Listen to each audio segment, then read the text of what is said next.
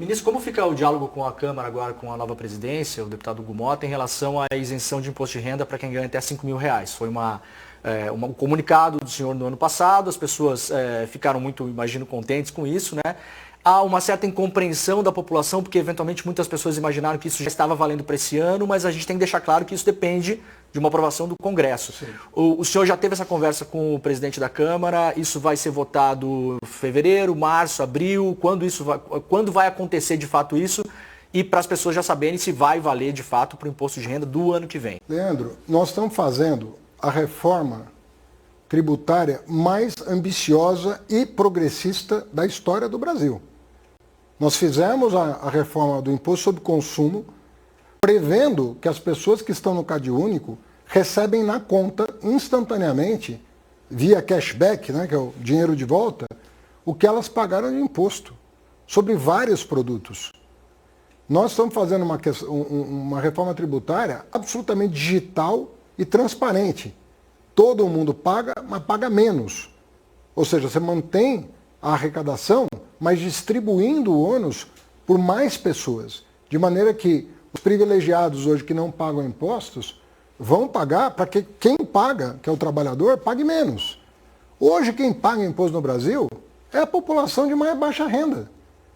Ou sobre consumo, ou descontado o imposto de renda na fonte. Esse é que sustenta o Estado. Nós estamos querendo inverter um pouco com as resistências conhecidas, fazendo com que quem não paga passe a pagar, de maneira a equilibrar um pouco o jogo, que é muito desfavorável para a população de baixa renda. Então, às vezes, quando eu vejo comentários, qual é a do governo Lula? A do governo Lula é a mesma, de sempre. É equilibrar o jogo a favor de quem não teve oportunidade, de quem ainda não conseguiu respirar.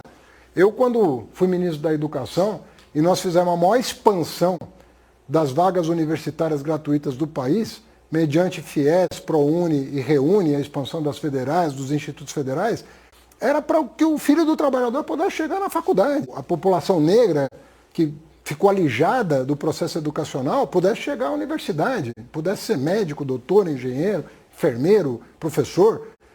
Então, é a mesma coisa aqui, porque aquilo ali foi uma reforma tributária.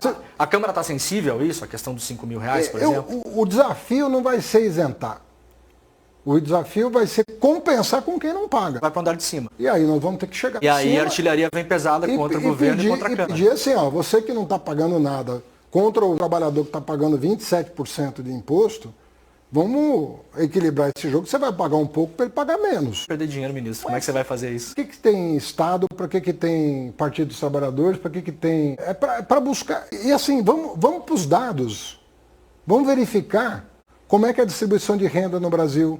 Vamos verificar quem é que está pagando imposto no Brasil. E você vai ver que quem está pagando é a população trabalhadora, o seletista, o funcionário público, pelo menos os funcionários públicos, né, professores, enfermeiros e tal, né, que tenha desconto na folha. Não tem opção de não tem pagar. Como fugir, não tem como sonegar. Por que buscar justiça virou um pecado no país mais injusto, um dos mais injustos do mundo em termos de distribuição de renda? Quer dizer, buscar justiça com equilíbrio fiscal, vamos reequilibrar. Fundo público, quem é que vai contribuir com o fundo público? Vamos fazer uma coisa mais proporcional. Então, eu fico um pouco perplexo de ver que, às vezes, quem grita mais no Brasil é quem tem mais e quem menos contribui. E, às vezes, a pessoa humilde que já está contribuindo, essa não grita e acaba não fazendo valer os seus direitos. Eu penso que o grande trunfo do terceiro mandato do presidente Lula é que ele está promovendo a maior reforma tributária da história do Brasil e buscando justiça tributária. Porque as outras reformas que eu estudei, tanto a do governo militar, né, da ditadura militar, quanto da estabilização da moeda do real, aumentou a carga tributária sem se preocupar com a justiça tributária. Essa aqui, ao contrário, nós não estamos preocupados em aumentar a arrecadação, porque o princípio é manter o equilíbrio, mas fazendo mais justiça tributária. Então, é da água para o vinho. Perfeito. E Débora, eu vou deixar a última com você, que tem a ver com a agenda do ministro, que eu sei que você tem uma pergunta sobre isso. Ministro, eu quero só ler uma frase que o presidente Lula falou, depois dar um pequeno contexto e fazer uma pergunta para o senhor. O presidente Lula disse o seguinte: se eu vou ser candidato ou não, tem uma discussão com muitos partidos políticos, com a sociedade brasileira. Eu tenho 79 anos, tenho que ter consciência comigo mesmo, não posso mentir para ninguém e muito menos para mim. Essa frase me parece que o Lula abre uma possibilidade, eventualmente, uma decisão pessoal dele de não ser candidato em 2026. Essa semana o senhor vazou pela imprensa um encontro que teve com outros ministros e o presidente Lula, que o senhor, a sua pasta seria culpada pelas crises do governo. Eu apurei essa informação com pessoas que estavam num jantar com o presidente Lula. O presidente Lula disse que não foi isso que foi dito na reunião, não era esse o tom, reforçou a confiança no seu trabalho. Então eu queria colocar essas duas questões. Esse campo minado parte do jogo de 2026? O senhor acredita que, por exemplo, o bombardeamento público que o senhor vem sofrendo de vários lugares e de vários lados tem a ver eventualmente com 2026, caso o presidente Lula não concorra, já eliminar a possibilidade de o senhor ser o candidato à presidência da República em 26? Esse é o cenário colocado? Primeiro, assim, eu acredito assim, que o presidente Lula vai chegar muito competitivo em 2026. É o nome de longe o mais forte do nosso campo e tem todas as condições de concorrer. E eu vejo ele gozar de plena saúde. Eu despacho com o Lula toda semana. E teve o episódio da queda, o acidente que todo mundo acompanhou com toda a transparência Também. de ninguém, ficou tudo às claras. E com a mesma transparência, os médicos disseram: o presidente está apto a governar o país, não há nada que impeça o presidente Lula de continuar essa bela jornada, né, de um projeto que emancipa pessoas, que dá oportunidade para as pessoas. Então, eu acredito que o presidente Lula vai chegar muito competitivo em 2026. No eventual plano B, o senhor é o primeiro da fila, ministro. É natural que o senhor vire alvo para já neutralizar a sua chance. Não faz sentido isso? Eu já disse que eu não tenho nenhuma pretensão em 2026 de concorrer a nenhum cargo, não é de presidente. O senhor está na fila, ministro, não tem jeito, nem que o senhor não queira. Me colocando na fila. Eu já declarei isso, já falei com o presidente sobre esse assunto. Falei: eu não sou candidato em 2026. Eu fui em 2022, entendo que São Paulo foi muito importante para a vitória do presidente Lula, até porque nós conseguimos congregar de Boulos a Alckmin, passando por Márcio França, Marina, uma série de lideranças paulistas que estavam no palanque do presidente Lula no primeiro turno.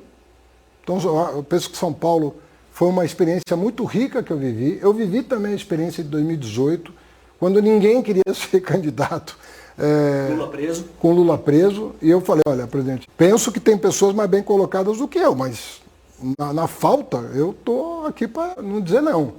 Porque eu entendia que alguém tinha que representar o legado do presidente Lula nas eleições para defender os seus governos e mostrar para a sociedade o que estava acontecendo, que você, melhor do que ninguém, sabe, porque você cobriu aquela farsa toda que aconteceu. Então aquilo ficou gritante depois que vazaram todas aquelas mensagens de que havia uma orquestração para chegar em pessoas que tinham liderança política em desacordo com o status quo, com o sistema, com sei lá quem.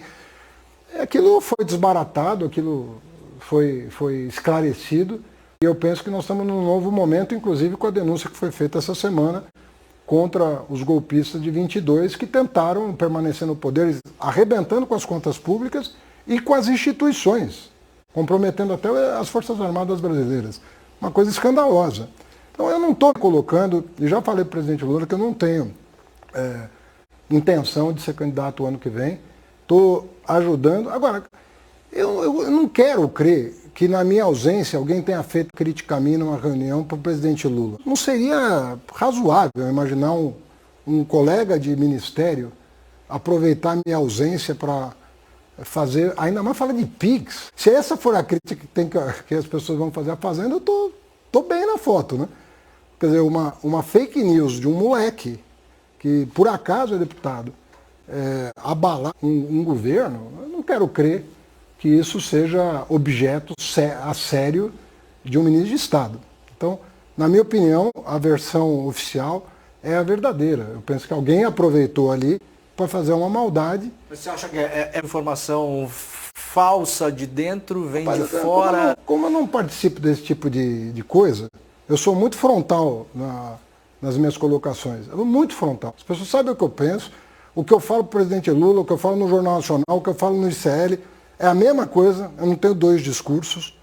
Né? A minha avaliação dos problemas e das oportunidades que estão colocadas é a mesma sempre. E por isso que eu não tenho problema com ninguém, porque as pessoas sabem o que eu penso.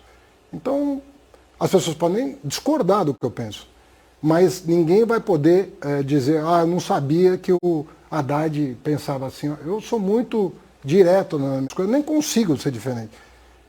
Muitos imaginam que isso seja um defeito de uma pessoa que está na vida pública. Eu penso que é uma qualidade. Diz logo o que você pensa, o que você quer, e deixa a população julgar o caminho. Eu também não acredito em derrota política. Você pode ter uma derrota eleitoral, mas derrota política você só vai ter se você desmerecer os teus ideais, os teus valores, os teus princípios. Aí você tem uma derrota política. Mas você está defendendo o que você acredita, não tem como ser derrotado politicamente, tem como ser derrotado eleitoralmente, porque alguém tem que ganhar. Né? Alguém tem que ganhar a eleição. Então eu não me preocupo com isso, Leandro. Eu, há 25 anos aqui, comecei na gestão da Marta em 2001 e estou servindo a um projeto que eu acredito. Né? Então as pessoas sabem que a minha disponibilidade é grande para tentar melhorar as coisas no Brasil, entendeu? E essa disponibilidade não é pessoal.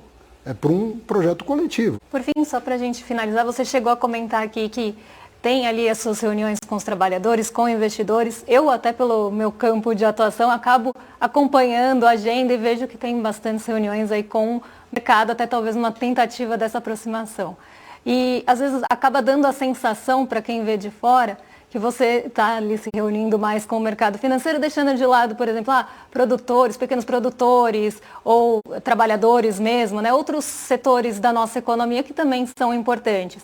E aí queria perguntar, né, justamente para você em relação a isso, como equilibrar esse diálogo para garantir que essa lógica do mercado não capture a agenda, que tenha esse diálogo e até seu recado para quem tem essa sensação. Você sabe que circulou essa notícia por Brasília, né? E eu mandei fazer um inventário de todas as audiências que eu tive aqui. Porque aqui é que eu recebo mais, porque as pessoas estão aqui em São Paulo, né? Atender mais gente. E como eu não tenho que me deslocar para Planalto e tal, eu fico com o tempo disponível para atender. E eu pedi para verificar quantas vezes eu atendi o mercado financeiro. Qual é o percentual de reuniões que eu fiz com o mercado financeiro? Deu 19%. 81% eu atendi o setor produtivo, de alguma forma, trabalhadores, empresários, setor produtivo. E 19% eu tenho que atender mesmo o sistema financeiro. Porque como é que eu vou fazer o consignado privado se eu não atender o sistema financeiro? Como é que eu vou fazer o desenrola se eu não atender o sistema financeiro? Como é que eu vou fazer o plano safra se eu não entender o sistema financeiro? Então imaginar que o ministro da Fazenda pode não atender o mercado financeiro, é de uma ingenuidade absurda. Agora, proporcionalmente, eu até achei que fosse mais de 19, mas é 19. Isso foi minha assessoria que fez. E eu entreguei, inclusive, para as pessoas que eu imaginava que pudessem ter uma outra opinião a respeito. Agora, eu não tenho problema, eu tenho um posicionamento político-ideológico conhecido. Eu tenho livro publicado, eu tenho militância política, eu sou professor universitário, as pessoas sabem o que eu penso. E eu nunca escondi o que eu penso. Agora, eu entendo que nós sim dependemos do setor produtivo pujante no Brasil para nos desenvolver. Eu me lembro que quando nós fizemos a lei das parcerias público-privadas, eu e o Marcos Pinto, ainda na gestão do Guido, no planejamento em 2003, as pessoas, um cara de esquerda está fazendo parceria público-privada? É isso mesmo. Hoje, quem é que questiona a necessidade dessa lei para alavancar investimento privado? Ninguém. Quando eu tenho a alegria de ser o ministro que mais expandiu a universidade pública na história do Brasil. Mas eu sou o mesmo que fez o ProUni. E eu não tenho nenhum problema de ter feito o ProUni. E tem gente que acha que o ProUni é de direita. E o ProUni não é de direita. O ProUni permitiu que 4 milhões de brasileiros pudessem frequentar uma faculdade. Mas é privada. Bom, mas eles deviam aquilo. Eles não pagavam impostos e deviam aquilo para a sociedade brasileira. Eu cobrei em bolsa. Qual é o problema? E são 4 milhões de pessoas. Eu e minha companheira Anistela que desenhamos esse programa. Entendeu? E o Tarso Genro era o ministro da Educação à época quando nós entregamos a ele. que abraçou a causa e sem a liderança do Tarso seria muito difícil aprovar aquele projeto. Mas são projetos que são uma visão moderna da sociedade. Imaginar que nós vamos prescindir do setor privado para nos desenvolver é um equívoco. Nós precisamos de mais investimento privado no Brasil. Eu já visitei quantos países para apresentar ao Brasil oportunidades de investimento. Eu quero mais investimento privado. Isso não significa disputar com o Estado. O Estado tem o seu papel. Tem uma bibliografia enorme disponível sobre o papel do Estado no desenvolvimento econômico. O ambiente de golpe de Estado que a gente viu essa semana, com a denúncia, atrapalha os investidores lá fora? Eles ficam desconfiados do Brasil? Ao contrário, quando você demonstra que as instituições, que elas são robustas, que elas respondem, você melhora a percepção. Porque vamos combinar que a democracia não está muito em voga no mundo, né? Claro. Nós estamos vivendo riscos democráticos. Quando você demonstra que o teu país não apenas é democrático, republicano, mas ele tem força para combater quem quer desmanchar esse arranjo de liberdade para todos, quer dizer, a minha vontade tem que prevalecer sobre a do outro, como quis o Bolsonaro e a quadrilha em torno dele, quer dizer, eles queriam impor a vontade deles pela força, e aí as instituições falam, não, quem tentou isso vai ter que pagar pelo que fez. Isso é uma prova de força, sobretudo num mundo tão instável, em que você, mesmo em democracias avançadas, você tem o extremismo ganhando cada vez mais espaço em países que você jamais julgaria que fosse flertar com a extrema-direita, como acontece hoje. E você vê aqui, infelizmente, às vezes parte da imprensa flertando com a extrema-direita. Como se não é bem assim. É bem assim. Está na cara de todo mundo que é bem assim. E você não pode sentir insegurança pelo que você pensa, pelo que você defende. Quer dizer, chegar a esse ponto é uma coisa muito séria. E nós afastamos esse risco exemplarmente. Então o Brasil hoje, desse ponto de vista, é um alento. O presidente Lula é procurado pelos grandes líderes do mundo. Eu presenciei ao longo do ano passado, na presidência da trilha financeira do G20, eu presenciei a quantidade de conselhos pedidos do presidente Lula por outros chefes de Estado para tentar encontrar caminhos de solução de conflitos, de controvérsias, de atritos entre países. Ele é uma voz ouvida e a gente precisa valorizar esse ativo que nós temos. Nós temos um presidente que passa a mão no telefone e fala com quem ele quiser, a hora que ele quiser, sobre temas relevantes para o Brasil e para o mundo.